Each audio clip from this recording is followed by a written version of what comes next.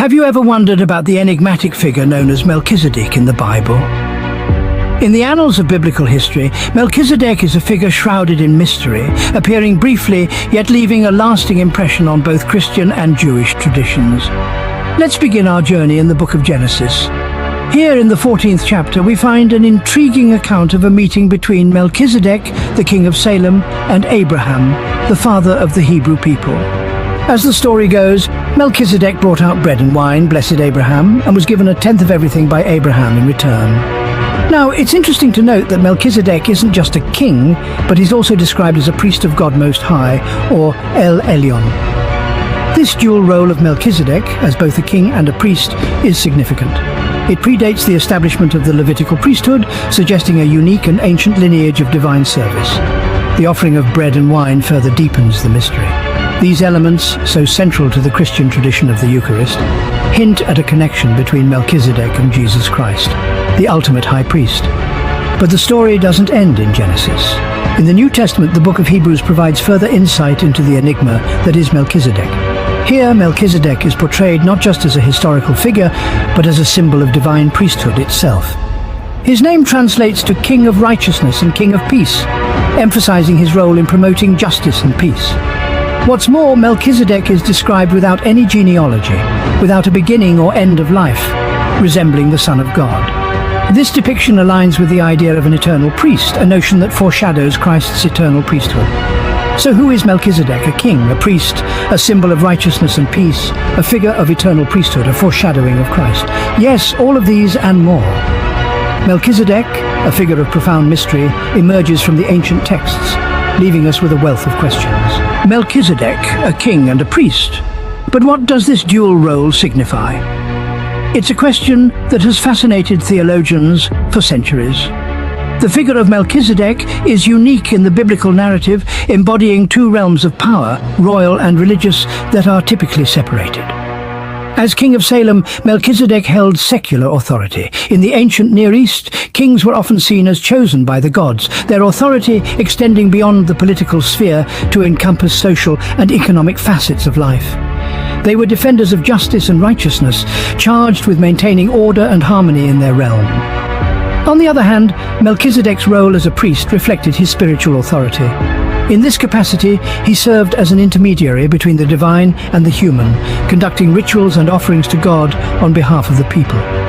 He was a bridge connecting the terrestrial and celestial realms, a conduit of divine blessing. But what makes Melchizedek's priesthood truly unique is his association with the divine title El Elyon, or God Most High. This title, used in blessing Abraham, suggests a link to the God worshipped by the patriarch, a connection that differentiates Melchizedek from other ancient Near Eastern priests. His priesthood predates the establishment of the Levitical priesthood. The hereditary line of priests descended from Levi, one of the 12 sons of Jacob. This dual role of Melchizedek, both a king and a priest, signifies a unique convergence of power and authority, both secular and spiritual. It's a blend that foreshadows the future figure of Jesus Christ, who, according to the New Testament, is also seen as a king and a high priest. In Melchizedek, we see a unique blending of royal and religious authority. His story, although brief, offers a glimpse into the profound mysteries of the divine narrative, reminding us that sometimes the most potent symbols are those shrouded in mystery. The bread and wine offered by Melchizedek, do they sound familiar? Now let's delve into the Eucharistic symbolism of Melchizedek's offerings. The bread and wine mentioned in the Genesis account bring to mind the Christian tradition of the Eucharist. This sacred rite symbolizes the sharing of Christ's body and blood, a profound act of divine love and sacrifice.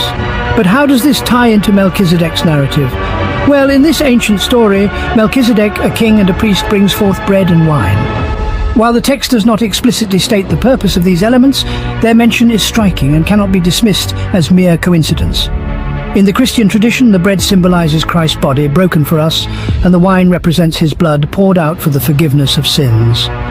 This sacred ritual, also known as the Lord's Supper or Communion, is a cornerstone of Christian worship, a tangible reminder of Christ's sacrifice and his eternal love for humanity.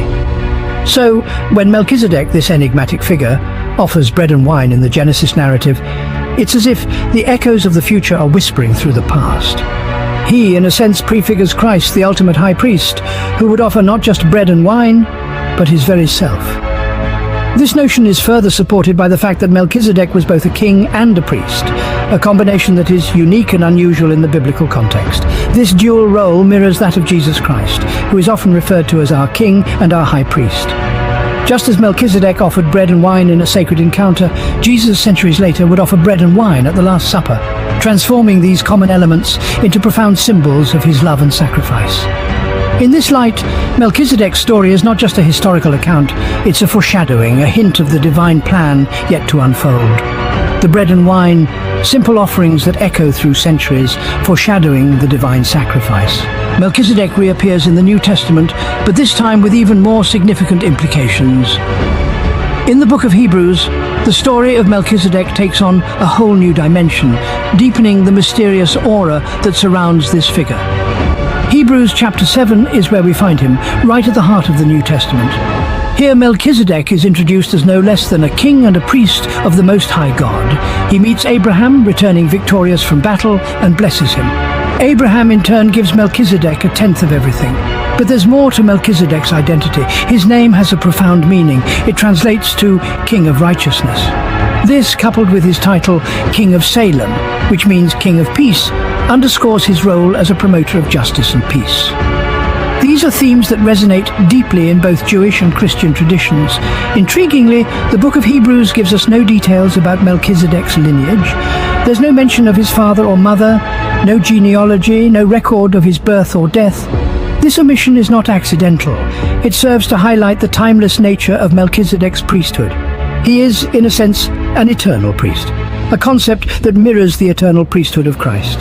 The New Testament portrayal of Melchizedek expands his role beyond a historical figure. He becomes a symbol of the divine priesthood itself.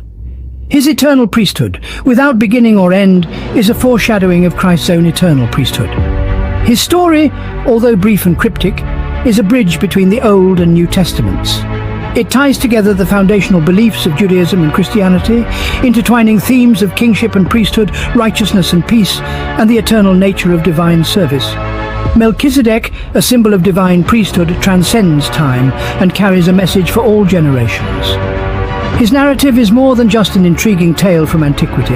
It is a timeless testament to the enduring nature of faith, justice, and peace. Melchizedek, a thread that weaves through the Old and New Testaments, but who is he really? This question has intrigued scholars, theologians and believers alike, for centuries. Despite the brevity of his appearance, Melchizedek's impact on biblical narratives is profound, leaving an indelible imprint on both Jewish and Christian traditions. In the annals of biblical history, Melchizedek stands out as a unique figure, a king and a priest, a symbol of righteousness and peace. His encounter with Abraham, the patriarch of the Hebrew people, marks a pivotal moment, establishing a divine connection that transcends time and space. The offering of bread and wine, symbolic of Christ's body and blood, underscores Melchizedek's role as a precursor to Jesus, the ultimate high priest in Christian tradition. However, the mystery surrounding Melchizedek extends beyond his role and actions. His sudden appearance and disappearance, coupled with the absence of a genealogy or record of his birth and death, lends an air of enigma to his character. This lack of biographical detail has led some to speculate that Melchizedek was an eternal being, a divine figure embodying the eternal nature of priesthood itself. In Jewish tradition, Melchizedek represents the primordial essence of righteousness, a beacon of justice and peace. His name, meaning King of Righteousness and King of Peace, encapsulates his mission and his legacy. Yet, much like in Christian tradition, questions about his true identity persist, adding to the intrigue and fascination. Despite the enduring mystery surrounding Melchizedek, his significance in biblical narratives is undeniable. He symbolizes the convergence of kingship and priesthood, righteousness and peace, and the eternal nature of divine service, weaving a thread that connects the Old and New Testaments, Judaism and Christianity. Melchizedek, a figure shrouded in mystery, continues to intrigue us, a testament to the timeless fascination of biblical narratives. His story serves as a reminder that the Bible is not merely a historical record, but a living testament, a tapestry of narratives filled with characters that continue to inspire, provoke thought, and fuel our quest for understanding.